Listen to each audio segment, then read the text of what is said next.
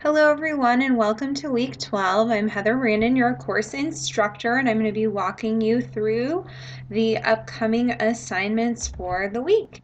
There is a few readings for this week. First, we are returning to our beloved textbook, Lipson and Wixon, to read about evaluating comprehension. If you have the 4th edition, it's in chapter 8, pages 328 to 356.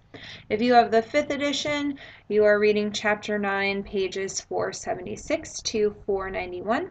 This will walk you through different ways to evaluate comprehension, including retelling, questioning, good stuff like that. All right, you should also be reading the core book, Multiple Measures, starting on page 150, reading about the Maze Comprehension Test. You actually don't need to read that much. Most of the pages are the assessment materials, but there is a few pages explaining the assessment and the directions for administration, which you will want to be mindful of because this is a required assessment for the week and one that you are likely videotaping. So read those.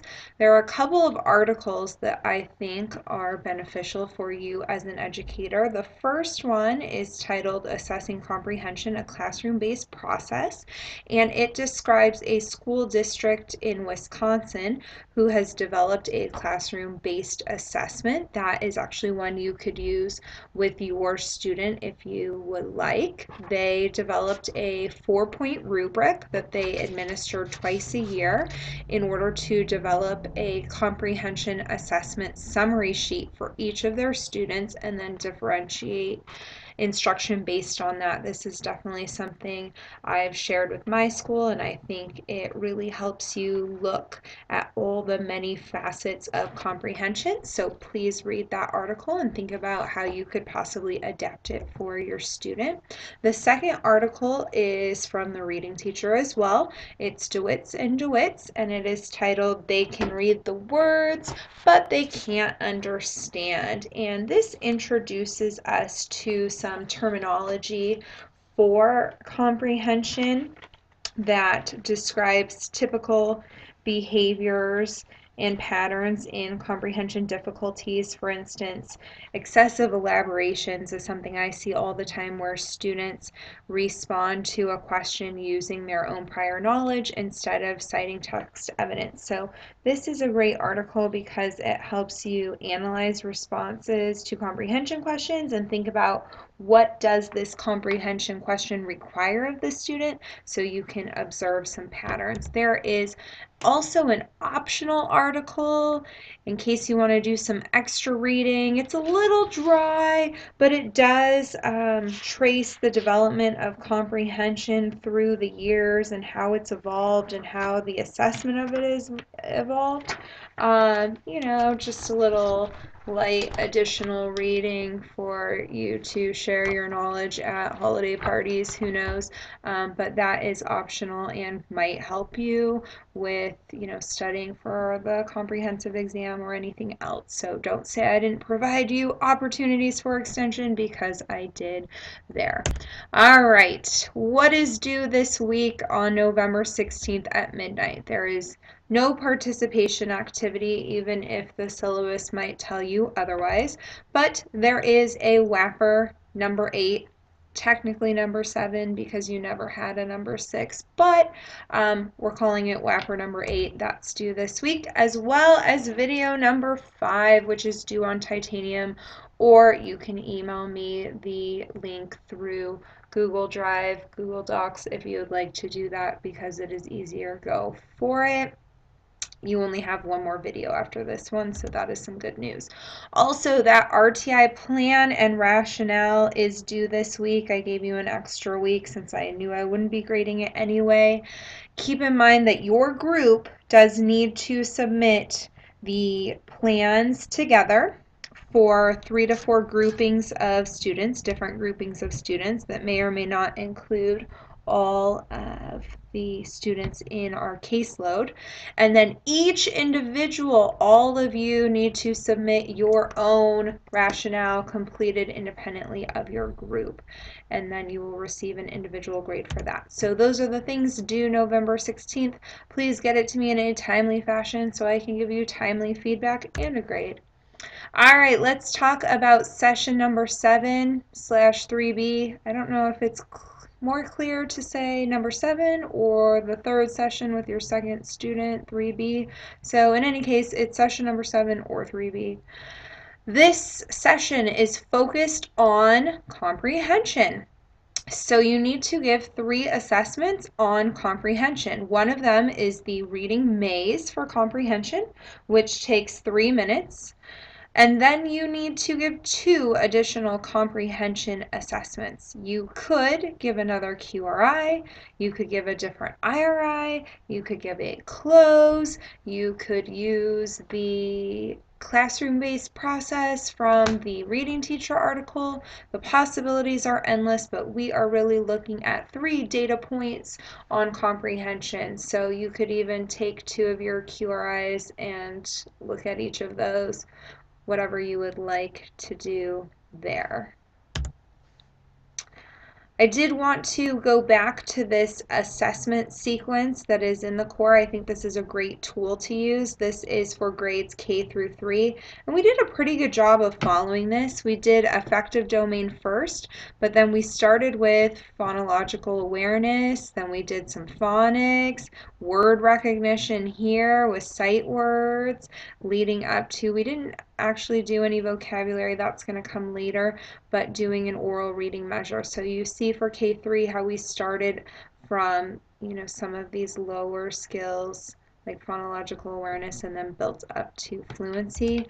Whereas now here we are for our upper grade student, starting with, they advise in the core to start with the maze comprehension and then do a fluency and then go down to vocabulary and work down this way.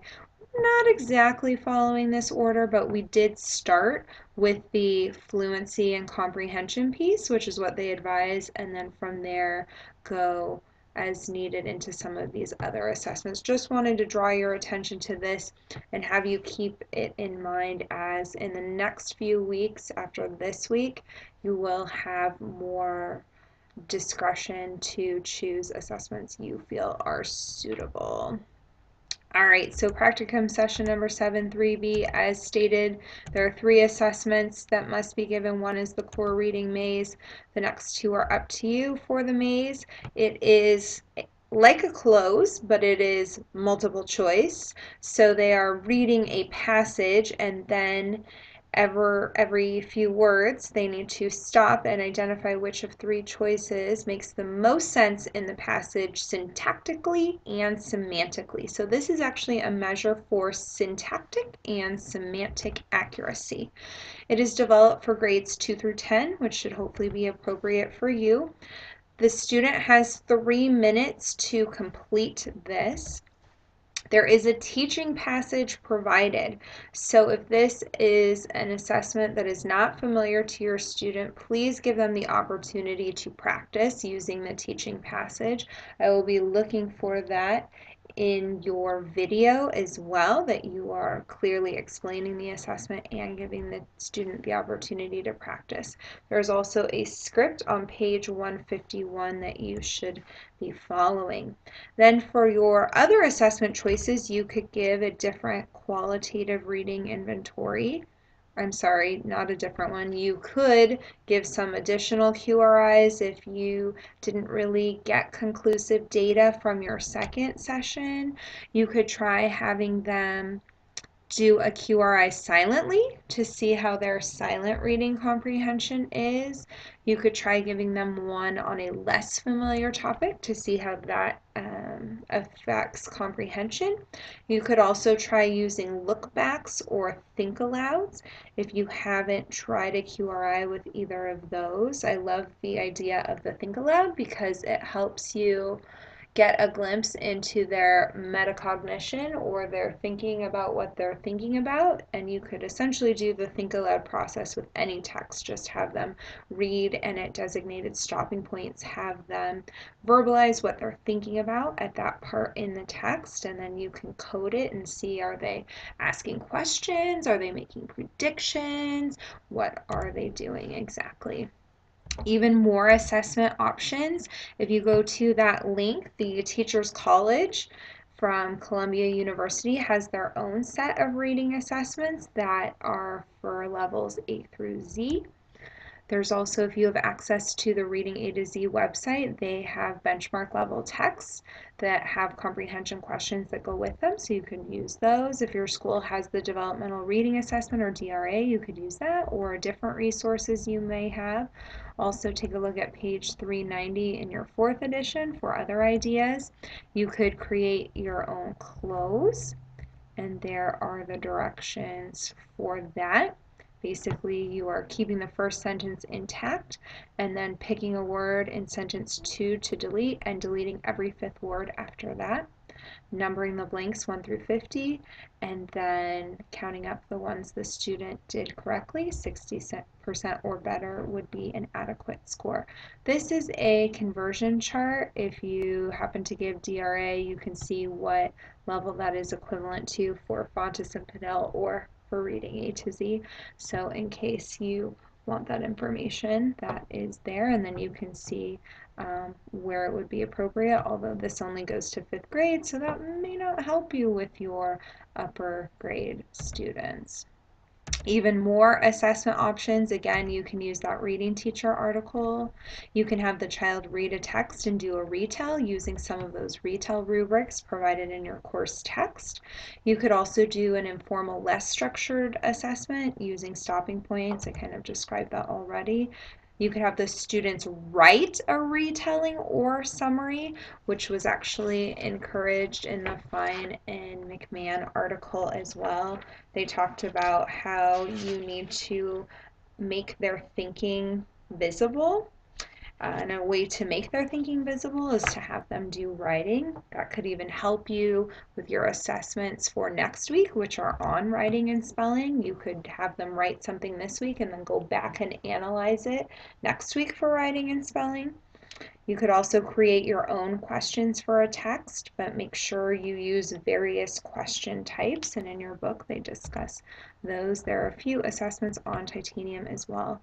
As mentioned, next week our focus is writing, spelling, and word recognition. There will not be a video due next week, so if you have any ideas for assessments this week that you can also look at more deeply next week through that lens, that would be great as well.